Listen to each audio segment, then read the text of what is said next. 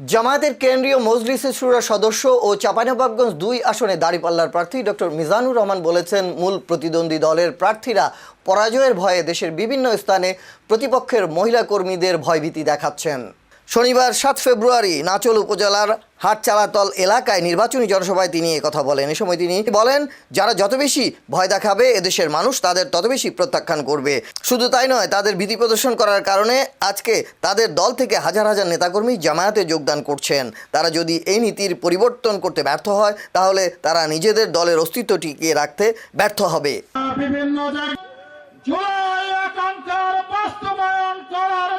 Doctor Mizanur Rahman এলাকার উন্নয়নে এলাকায় পরিণত আমরা করতে চাই। ভোট দেওয়ার আহ্বান জানিয়ে আপনাদের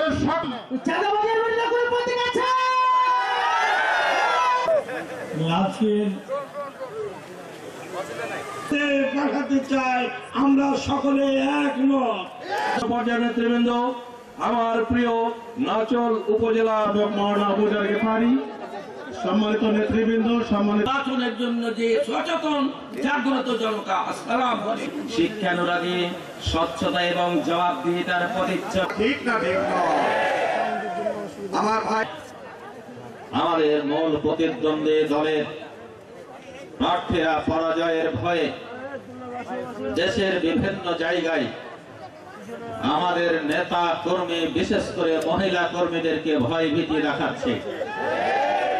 আমরা একটা স্পষ্ট বলে দিতে চাই, আপনারা আমাদেরকে ভয় দেখাবেন আর আমরা বসে বসে আঙ্গুল চুষবো এটা মনে করিয়েন না।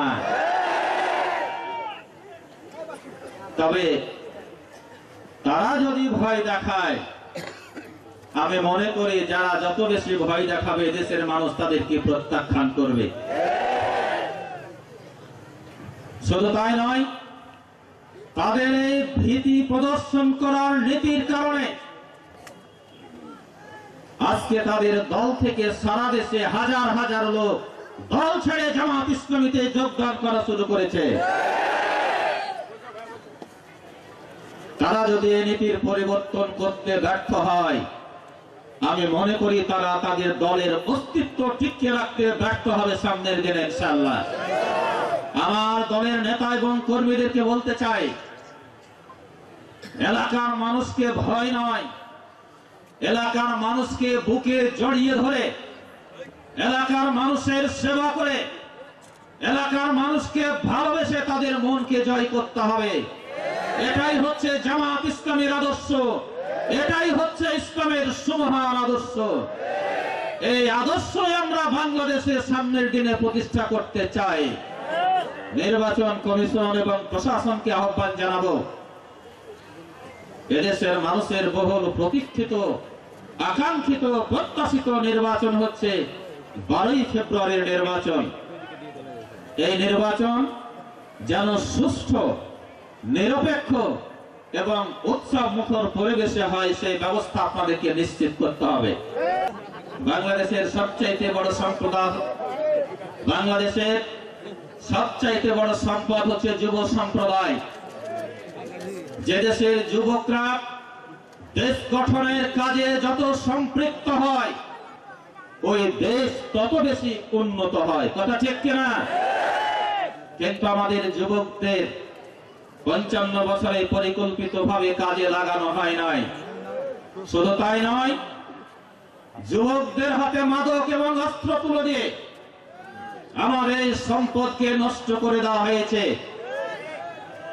এই সুযোগে আমাদের প্রধান প্রতিদ্বন্দ্বী রাজনৈতিক দল বেকার ভাতা চালু করার নামে যুবকদের বেকারের কারখানায় পরিণত করতে চায়।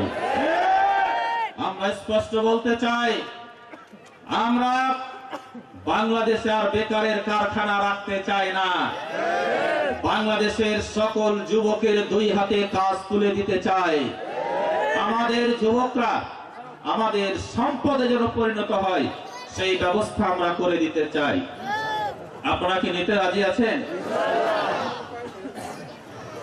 যদি পেতে চান তাহলে তো আমাদেরকে দায়িত্ব পেতে হবে, কথা ঠিক না? আমরা দায়িত্ব না পেলে তো এগুলো করতে পারবো না। সে দায়িত্ব কি আপনারা দিতে চান? কারা কারা চান দেখি?